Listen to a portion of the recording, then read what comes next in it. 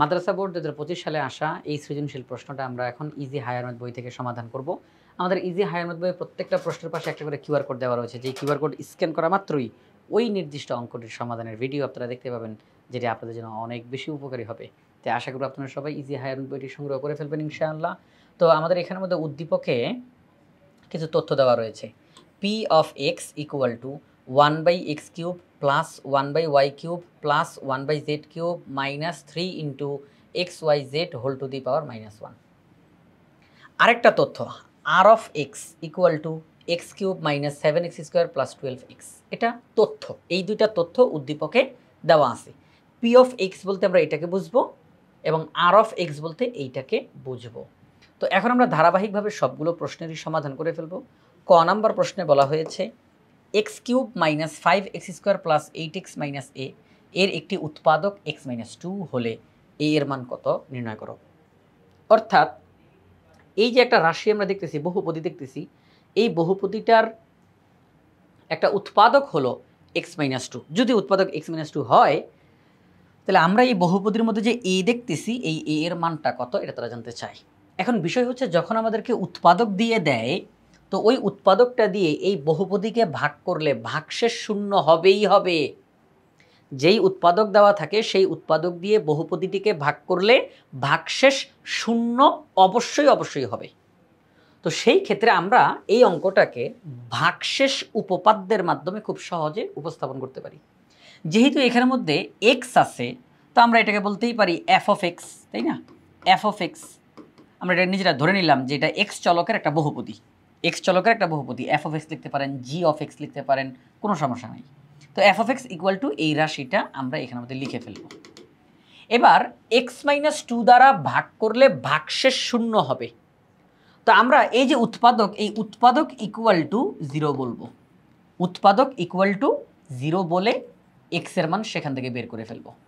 যেটা ভাজক হিসেবে দেওয়া থাকবে সেইটা ইকুয়াল টু 0 বলে সেখান থেকে চলকের মানটা নির্ণয় করে ফেলবো, x এর মান 2। এই যে x এর মান 2, এটাকে আমরা এখানের মধ্যে বসিয়ে দিব, x এর মান 2। তাহলে f অফ 2, অবশ্যই এই f অফ 2 এর মান 0 হবে। কি হবে? 0 হবে, কারণ ভাগশেষ উপপাদ্যতে এখানে যে ফলাফল বের হয় এটা হচ্ছে ভাগশেষ। তাহলে আমরা x এর মান যদি 2 বসাই, তাহলে এই বহুপদীটার রেজাল্ট শূন্য হতেই হবে, যেহেতু এখানে উৎপাদক বলা হয়েছে। তো এখানের মধ্যে যে a আছে, এই a এর মান তো আমরা জানি না। x এর মান না হয় আমি 2, আমি এখান থেকে বের করে ফেললাম, আমি 2 বসাই দিব, x এর মান 2, কিন্তু a এর মান তো আমার জানা নাই। তো তারা জানতে চায় যে x এর মান না হয় 2, আপনি বুঝে গেলেন উৎপাদক বলে দিছি এই জন্য, কিন্তু a এর মানটা কত হবে যদি এই সম্পূর্ণটার মান 0 হইতে হয়? যদি সম্পূর্ণটার মান 0 হইতে হয় তাহলে এই a এর মান কত হবে? চলেন আমরা এই ক নাম্বার প্রশ্নটার সমাধানটা করে ফেলি। আমরা লিখলাম যে ধরি এফ অফ এক্স বলতে আমাদের এখানের মধ্যে যেই প্রশ্নের রাশিটা দেওয়া ছিল সেটা লিখলাম, x-2 এফ অফ এক্স বহুপদীর একটি উৎপাদক হবে যদি এফ অফ 2 ইকুয়াল টু 0 হয়। অর্থাৎ x এর জায়গাতে আমরা 2 বসাবো। কীভাবে করে 2 পাইলাম সেটাও দেখিয়েছি, যে উৎপাদক ইকুয়াল টু 0, তাহলে x এর মান 2, তাহলে সেই ক্ষেত্রে x এর মান 2 আমরা বসিয়ে দিলাম। এফ অফ 2 ইকুয়াল টু 0 হতে হবে। এফ অফ 2, এই যে এফ অফ 2 ইকুয়াল টু এই সম্পূর্ণটার মান 0 হইতে হবে। এফ অফ 2 ইকুয়াল টু 0, তাহলে F of 2 equal to 0। F of 2 মানে কি? যেখানেই x সেখানেই 2 বসাবো। আচ্ছা, বসাই দিলাম। ক্যালকুলেশন করি, 4 মাইনাস a ইকুয়াল টু 0 পাই, তাহলে a এর মান 4 পাই। তার মানে আমাদের এই বহুপদীতে x এর মান 2 যেমন বসাবো, পাশাপাশি a এর মান 4 বসাবো, তাহলে পুরাটা 0 হয়ে যাবে, আর কোনো বাধা থাকবে না, কোনো সমস্যা থাকবে না। এই যে দেখেন a এর মান যে 4 বের হইলো, আমরা যদি এখানে আমাদের 4 বসাইতাম, এই যে দেখেন এখানে যদি 4 বসাইতাম আমরা, তাহলে কি হইতো? সেটা হচ্ছে 4 মাইনাস 4 ইকুয়াল টু 0। তাহলে ঠিক হইতো, দুই পক্ষ সমান হইতো, 0 সমান 0। তাহলে যদি এটা ঠিক থাকতে হয় তাহলে x এর মান যেমন 2 হবে, একই সাথে a এর মান 4 হইতে হবে, তাহলে এটা ঠিকঠাক থাকবে এবং আমরা x-2 এটাকে উৎপাদক বলতে পারবো। তাহলে a এর মান কত হবে? 4। আমরা ক নাম্বার প্রশ্নের সমাধান করে ফেললাম। এখন আমরা খ নাম্বার প্রশ্নের সমাধান করব।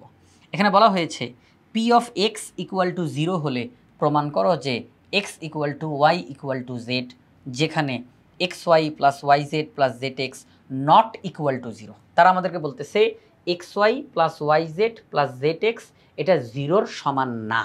তারা এটা বলে দিচ্ছে xy plus yz plus zx এটা 0-র সমান না। আমাদেরকে কিন্তু প্রমাণ করতে হবে x equal to y equal to z. তাহলে আমরা এখন খ নাম্বার প্রশ্নটার সমাধান করব। তাহলে চলেন আমরা খ নাম্বার প্রশ্নের সমাধানে চলে যাই। আমাদের খ নাম্বার প্রশ্নের সমাধান, আমরা আমাদের উদ্দীপকে পি অফ এক্স যেটা দেওয়া আছে সেটা আমরা লিখব। উদ্দীপকে পি অফ এক্স বলতে যেই রাশিটা দেওয়া আছে আমরা সেটাকে লিখব। এই যে লিখলাম, দেওয়া আছে P of X equal to 1/x cube plus 1/y cube plus 1/z cube minus 3 into X Y Z whole to the power -1। এটা উদ্দীপকে দেওয়া P of X equal to এটা। আবার প্রশ্নে বলা আছে P of X equal to 0। তাহলে দেখেন দুই জায়গায় দুই তথ্য কিন্তু উদ্দীপকে পি অফ এক্স বলতে এটা, প্রশ্নে পি অফ এক্স বলতে 0। তাহলে সেই ক্ষেত্রে আমরা এইটা সমান 0 বলতে পারি, এইটা সমান 0। তাহলে আমরা সেটা লিখলাম। আচ্ছা, এই যে এখানের মধ্যে যে 3 into X Y Z whole to the power -1 আছে, এটাকে আমরা একটু মডিফাই করে লিখতে পারি। সেটি কি? পাওয়ারের মধ্যে মাইনাস থাকলে একটা 1, একটা ভাগ চিহ্ন, আর মাইনাসটা বাদে বাকি অংশটা নিচে বসবে, সামনে -3। আচ্ছা, আমরা যদি পরের লাইনে গিয়ে এই 3 এর সাথে 1কে গুণ দিই তাহলে 3/xyz। ঠিক আছে? তাহলে এই হচ্ছে সেই বিষয়টা, একটু মডিফাই করে আমরা লিখলাম এই জায়গাটার মধ্যে। এখন 1/x কিউবে লেখা যায় 1/x whole cube, 1/y whole cube, 1/z whole cube. আর এখানে 3/xyz যেটা আছে, 3/xyz আমি 3কে আলাদা করে পাশে গুণ আকারে লিখে 1/xyz লিখতে পারি। পরবর্তী লাইনে 3 ইন্টু 1/x 1/y 1/z এইভাবে করে লিখতে পারি। সেটাই এখানে আমাদের লেখা হলো। কেন লিখলাম এইভাবে করে? কারণ আমরা একটা সূত্র প্রয়োগ করতে পারবো এই জায়গাটার মধ্যে। আমরা এই ব্র্যাকেটের ভিতরের 1/x পুরাটাকে মনে মনে a বলবো, 1/y কে b বলবো, 1/z কে c বলবো। তাহলে সেই ক্ষেত্রে a cube plus b cube plus c cube minus 3abc সূত্র হবে। a cube plus b cube plus c cube minus 3abc এর সূত্র half into a plus b plus c into a minus b whole square plus b minus c whole square plus c minus a whole square. দেখেন আমি মুখে বলতেছি a কিন্তু লিখতেছি কিন্তু 1/x, মুখে বলতেছি b কিন্তু লিখতেছি 1/y, কারণ আমরা a বলতে 1/x কে বুঝতেছি, b বলতে 1/y কে বুঝতেছি, 1/z কে আমরা c ধরে তারপর অঙ্কটার সামনের দিকে আগাচ্ছি। এই জন্য হাফ ইন্টু a লিখলাম, এই যে a plus b plus c into a minus b whole square, a এর জায়গায় 1/x, b এর জায়গায় 1/y, এইভাবে করে সূত্রটা আমরা লিখলাম। এখন দেখেন এই যে সামনে যে হাফ গুণাকারে আছে, আপনারা দেখতেছেন এই যে সামনে হাফ গুণাকারে আছে, এই হাফ এখানে গুণ, ওই জায়গায় কী হবে? ভাগ। তো 0কে যদি আমরা হাফ দিয়ে ভাগ করি, তাহলে 0ই হয়। তাহলে আমরা এই হাফ আর থাকলো না, এই হাফ ওই সাইডে গিয়ে ভাগ হয়ে গেছে। তাহলে এইটা এবং এইটা গুণ আকারে রয়েছে ইকুয়াল টু 0। তাহলে আমরা এখন হয় অথবা দিয়ে কথা বলতে পারি, হয় এই অংশটুকু ইকুয়াল টু 0 অথবা এই অংশটুকু ইকুয়াল টু 0। তাহলে চলেন আমরা এখন সামনের দিকে আগাই। আমরা ওই যে হয়ের যেই অংশটুকু তাকে আমরা এখানের মধ্যে লিখলাম, হয় 1/x plus 1/y plus 1/z equal to 0। হরগুলোর লসাগু করলাম, লব লিখলাম। এখন আমরা আর গুণ করতে পারি, 0-র নিচেও মনে মনে 1 আছে, আর গুণ করতে পারি। তো 0 দিয়ে xyz কে গুণ দিলে 0ই হয়, আর 1 দিয়ে গুণ দিলে yz plus zx plus xy হয়। আমরা সেটা লিখলাম। তাহলে এইটা সমান 0। এখন এটা সমান যে 0 বের হইল, এটাকে আমরা নিতে পারবো না, গ্রহণ করতে পারবো না, কারণ আমাদের প্রশ্নে স্পষ্ট করে ব্র্যাকেটের ভিতরে লেখা ছিল yz plus zx plus xy not equal to 0, অর্থাৎ 0-র সমান না। এটা প্রশ্নে বলা ছিল যে এই অংশটা 0-র সমান হবে না। তো আমরা অঙ্ক করতে গিয়ে এটা ইকুয়াল টু 0 আসছে, ওকে আমরা নিবই না, না না না, এটা গ্রহণযোগ্য না, এটা নেওয়াই যাবে না, যেহেতু প্রশ্নে বলা আছে যে এটা 0-র সমান না, তাহলে এটা আমরা নিবই না।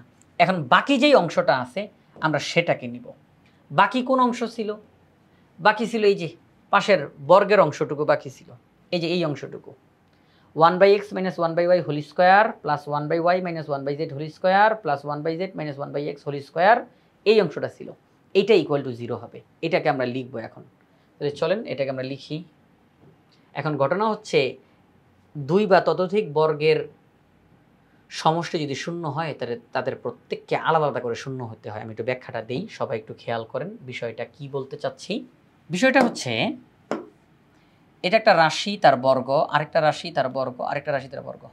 তাহলে 2 বা ততোধিক বর্গের রাশির যোগফল যদি শূন্য হয় তাহলে তাদের প্রত্যেককে আলাদা আলাদাভাবে শূন্য হইতে হবে। 0 square plus 0 square plus 0 square, তাহলেই কেবলমাত্র যোগফলটা 0 হবে। যদি আপনি বলেন যে 0 square plus 1 square plus 0 square, result তো কখনোই 0 হবে না। তো রেজাল্ট তো কখনোই 0 হবে না। যদি যোগফল, এখানে কিন্তু বর্গ চিহ্নটা দেওয়া স্কোয়ার, তো একাধিক রাশির বর্গের যোগফল যদি শূন্য পেতে হয় তাহলে প্রত্যেকটা রাশিকেই আলাদা আলাদাভাবে শূন্য হইতে হবে। এই রাশিটা আলাদাভাবে শূন্য, তাকে বর্গ করব, শূন্য পাবো। এই রাশিটা শূন্য, তাকে বর্গ করব, শূন্য পাবো। এই রাশিটা শূন্য, তাকে বর্গ করব, শূন্য পাবো। তো সবাইকে যোগ করলে যোগফল শূন্য হবে, ঠিক থাকবে। কিন্তু যদি কোনো রাশির মান শূন্য ব্যতীত অন্য কিছু হয় তাহলে কিন্তু বর্গের যোগফল শূন্য হবে না। তাহলে এই জিনিসটা আমাদেরকে খেয়াল রাখতে হবে। এই জন্য আমরা এখানে বলতেছি যে 2 বা ততোধিক, এটা একটা রাশি, এটা একটা রাশি, এটা একটা রাশি, তাহলে 2টা রাশি বা তার চেয়ে বেশি রাশি, 2 বা ততোধিক রাশির বর্গের সমষ্টি যদি শূন্য হয় তাহলে তাদের প্রত্যেকটির মান আলাদা আলাদাভাবে শূন্য হতে হবে। তাহলে সেই ক্ষেত্রে আমরা বলবো এইটা ইকুয়াল টু 0। একদিকের স্কোয়ার আরেকদিকে গেলে রুট হয়ে যায়, 0কে রুট করলে 0ই হয়।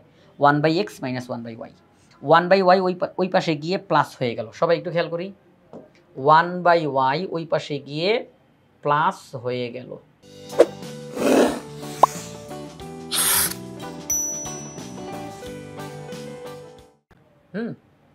এই যে মাইনাস 1/y এই সাইডে এসে প্লাস হয়ে গেছে। আমি যখন ভগ্নাংশটাকে বিপরীতকরণ করে দিই, বিপরীতকরণ, লবটা হরের জায়গায় হরটা লবের জায়গায়, তাহলে x ইকুয়াল টু y হয়ে যায়। আমাদের ওখানে ওই রাশিতে আরও একটা রাশি আমরা নিলাম, এই যে এখান থেকে আমরা আরও একটা রাশি নিলাম, 1/y minus 1/z whole square. এই রাশিটাকে আমরা এখানের মধ্যে নিলাম। তো সেই ক্ষেত্রে একদিকের স্কোয়ার আরেকদিকে গেলে রুট হয়ে যাবে, 0ই হচ্ছে। 1/y ইকুয়াল টু 1/z, বিপরীতকরণ করে দিলাম, y ইকুয়াল টু z। একটু খেয়াল করেন, x equal two y, y equal to z। আমি যদি এইভাবে লিখি x equal two y, y equal to z, তাহলে দেখেন x equal two y, y equal to z, তাহলে আমরা বলতে পারি এরা সবাই পরস্পর সমান। আমাদের প্রশ্নে এটাই বলছিল যে তোমরা দেখাও যে x equal two y equal to z। তো আমরা সেটা দেখালাম, প্রমাণ হয়ে গেল। আমাদের প্রশ্নে প্রমাণ করতে বলছিল, তাহলে প্রমাণ হয়ে গেছে আমাদের খ নাম্বার প্রশ্নটা যে x equal two y equal to z, এটা প্রমাণ হয়ে গিয়েছে। এখন গ নাম্বার প্রশ্নটা, গ নাম্বার প্রশ্নে কি বলছে, x plus 2 divided by r of x, এটিকে আংশিক ভগ্নাংশে প্রকাশ করার জন্য বলা হয়েছে। x plus 2 divided by r of x। আচ্ছা, r অফ x মানে কি? এই যে উদ্দীপকে r অফ x দেওয়া আছে, r of x equal two x cube minus 7x square plus 12x, এটি হচ্ছে r of x, x cube minus 7x square plus 12x। ঠিক আছে, তো এই রাশিটাকে আমরা এখানের মধ্যে বসাবো, এই রাশিটাকে আমরা এখানের মধ্যে বসাবো। বসানোর পরে আমরা যেই ভগ্নাংশটা পাবো তাকে আংশিক ভগ্নাংশে প্রকাশ করতে বলছে। আংশিক ভগ্নাংশ কি? যেই ভগ্নাংশটা এখানে আসবে তাকে আমরা একাধিক ছোট ছোট ভগ্নাংশে প্রকাশ করে যোগ করলে এটা পাওয়া যায়। একাধিক ভগ্নাংশ, ছোট ছোট ভগ্নাংশ, তাদেরকে যোগ করে যোগফল হিসাবে এটা পাওয়া যাবে। ওই যে প্রত্যেকটা ছোট ছোট যে ভগ্নাংশ, তারা প্রত্যেকে হচ্ছে এই ভগ্নাংশটার আংশিক ভগ্নাংশ। তাহলে আমরা এই ভগ্নাংশটাকে আংশিক ভগ্নাংশে রূপান্তর করব, একদম সহজ আছে, খুব দ্রুতই হয়ে যাবে। চলেন আমরা অঙ্কটা করে ফেলি।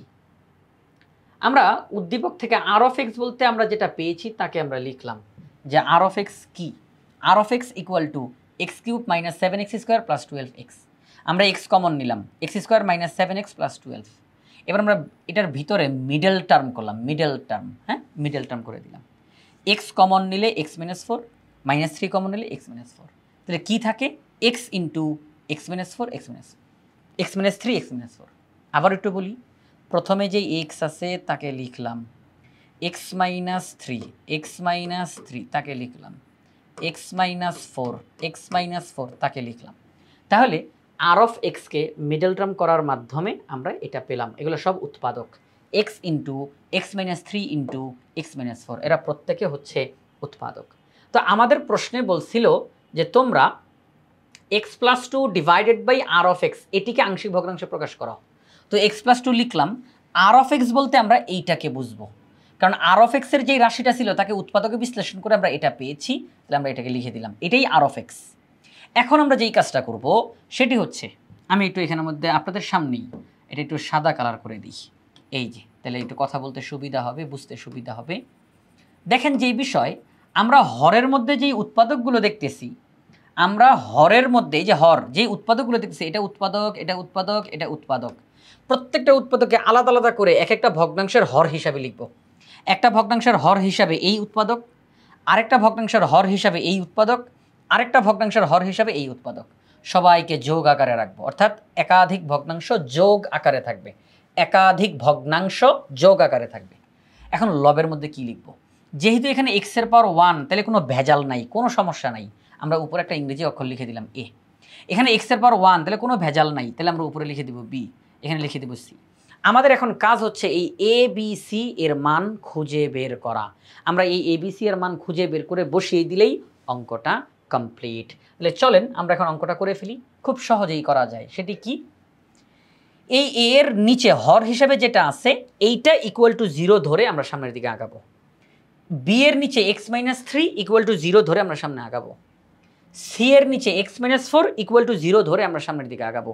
তাহলে আমরা প্রত্যেকবার চলকের মান পেয়ে যাব, সমীকরণে বসাবো, ওই অজ্ঞাত রাশি এ বি সি তাদের মান আমাদের সামনে আসবে। তাহলে আমরা যেই কাজটা করি আংশিক ভগ্নাংশ করার জন্য, 1 নং ভগ্নাংশের বাম পক্ষে, এই যে বাম পক্ষের হরে যা ছিল ঠিক এই হর দ্বারা বাম পক্ষকেও গুণ, ডান পক্ষকেও গুণ, তাহলে আমরা এটা পাই। এটাকে আমরা 2 নং সমীকরণ দিয়ে রেখে দিলাম। এখন আমরা যাব এই এ এর নিচে যে এক্স আছে, এই এক্স ইকুয়াল টু 0 ধরে আমরা সামনে আগাবো। 2 নং সমীকরণে এক্স এর মান 0 বসাবো, যেখানেই এক্স দেখব সেখানেই 0। 2 নং সমীকরণ, এই যে 2 নং সমীকরণে এক্স এর মান 0 বসাবো, মানে হর যা আছে ইকুয়াল টু 0, সেখান থেকে এক্স এর মান আসবে। তো এটা তো শুধুই এক্স ইকুয়াল টু 0, তাহলে আমরা এক্স এর মান 0 বসাবো। 2 নং সমীকরণে এক্স ইকুয়াল টু 0 বসাই, 0 + 2 a ইন্টু 0 - 3 0 - 4, যেখানেই এক্স সেখানেই 0। এবার আমরা ক্যালকুলেশন করে ফেলবো। কি করে ফেলবো? ক্যালকুলেশন করে ফেলবো। তো আমরা যদি ক্যালকুলেশন করি তাহলে আমরা দেখতে পাই যে রেজাল্ট আসে a ইকুয়াল টু 1/6। এই যে যেখানেই এক্স সেখানেই 0, পুরোটা ক্যালকুলেশন করলাম, রেজাল্ট আসলো a ইকুয়াল টু 1/6। আচ্ছা, এখন আমরা যাই আরেকটা হরের মধ্যে, আরেকটা হরের কাছে আমরা এখন যাব। দেখেন এই যে আরেকটা হর x - 3, আমরা এটাকেও বলবো x - 3 ইকুয়াল টু 0। তাহলে x এর মান হিসাবে কত পাই? x এর মান হিসাবে আমরা 3 পাই। এই যে x এর মান 3 পাই, 2 নং সমীকরণে x এর মান 3 বসাবো। 2 নং সমীকরণে x এর মান 3 বসাবো, যেখানেই x সেখানেই 3, যেখানে x সেখানেই 3 আমরা বসাবো। ক্যালকুলেশন করে আমরা পেলাম b এর মান -5/3। ক্যালকুলেশন করে আমরা b এর মান কত পেলাম? -5/3। একটু এখানে দুটো কথাটা ক্লিয়ার করি। এখানের মধ্যে কি আছে? 5 আছে, আর এখানে -3b আছে। উভয় পক্ষকে যদি আপনি -1 দিয়ে গুণ দেন, কারণ আমরা b কে ঋণাত্মকে রাখতে চাই না, উভয় পক্ষকে যদি আপনি -1 দিয়ে গুণ দেন, উভয় পক্ষকে -1 দিয়ে গুণ, তাহলে -5 ইকুয়াল টু 3b। এই যে বিটা এখন ধনাত্মকে হয়ে গেছে, বাস রিল্যাক্স। তাহলে -5/3 ইকুয়াল টু b। তাহলে আমরা বলতে পারি b এর মান -5/3। ওকে, b এর মানও পেয়ে গেছি। একই রকম সিস্টেমে আমরা এখন আরেকটা হরের কাছে যাব, আরেকটা হর, ওই যে সি এর নিচে x - 4। তাহলে মুখে মুখে করে ফেলেন, x - 4 ইকুয়াল টু 0, তাহলে x এর মান 4। x এর মান 4কে 2 নং সমীকরণে বসাই দিব। x এর মানকে 2 নং সমীকরণে বসাই দিব। ক্যালকুলেশন করে আমরা c এর মান পেয়ে গেলাম 3/2। শেষ। a b c তিনটার মান পেয়ে গেছি, 1 নং সমীকরণে বসাই দিলে অঙ্কটা ক্লোজ। তাহলে আমরা a b c এর মান 1 নং সমীকরণে বসাবো। a এর মান 1/6, b এর মান -5/3, c এর মান 3/2। এখন আমরা যদি দেখতে পাই যে এই যে ভাগচিহ্ন তার উপরে কোনো ভগ্নাংশ আসছে, তাহলে লবটাকে রেখে দিয়ে হরটাকে একেবারে নিচে নামাই দিব, একেবারে নিচে। এই যে 6টা একেবারে নিচে চলে যাবে। ভাগচিহ্নের উপরে ভগ্নাংশ আসছে, তাহলে লবটাকে রেখে হরটাকে একেবারে নিচে নামাই দিব। এই যে হরটাকে নিচে নামাই দিলাম, প্লাসে মাইনাস। এই 3টাকে উপরে রেখে 2টাকে নামাই দিলাম। আসেন তার পিছনে একটু ব্যাখ্যাটা দিয়ে দিই, আপনারা ক্লিয়ার হবেন। এই যে আমরা লিখলাম 1/6 ডিভাইডেড বাই এক্স। আচ্ছা, এই ভাগচিহ্নের উপরে 1/x তাকে লিখলাম, ভাগচিহ্নকে উল্টাই দিলে কি হয়? গুণ। তাহলে ভাগের পরে যে আছে সে উল্টায় যাবে না? তাহলে ভাগের পরে আছে x, x উল্টায় যাবে, x উল্টায় যাবে, তাহলে 1/x। তাহলে রেজাল্ট হিসেবে কি হয়? 1/6x। একই রকমভাবে এখানেও যদি আপনি দেখেন, প্লাসে মাইনাসে মাইনাস, মাইনাসটা নিয়ে এখন আর কথা না বলি, এখানের মধ্যে আছে তাও লিখতেছি।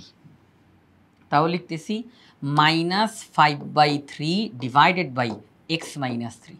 উপরের -5/3 লিখলাম, ভাগকে উল্টেলে গুণ, তাহলে ভাগের পরে যেছে সে উল্টাইয়া যাবে। তাহলে সেই ক্ষেত্রে আমরা বলতে পারি মাইনাস উপরে উপরে গুণ, নিচে নিচে গুণ। তাহলে সহজ কথা আমরা বলতে পারি যে ভাগ চিহ্নের উপরে যদি ভগ্নাংশ দেখতে পাই, ওই ভগ্নাংশের লবটাকে রেখে দিব আর হরটাকে একেবারে নিচে নামায়া দিব, তাহলেই অঙ্কটা কমপ্লিট। তাহলে আমরা আমাদের প্রশ্নতে যেই ভগ্নাংশটা দিয়ে আংশিক ভগ্নাংশ তৈরি করতে বলেছিল, আমরা সেই আংশিক ভগ্নাংশ তৈরি করলাম। অভেদ চিহ্ন দিব এখানে, অভেদ চিহ্ন।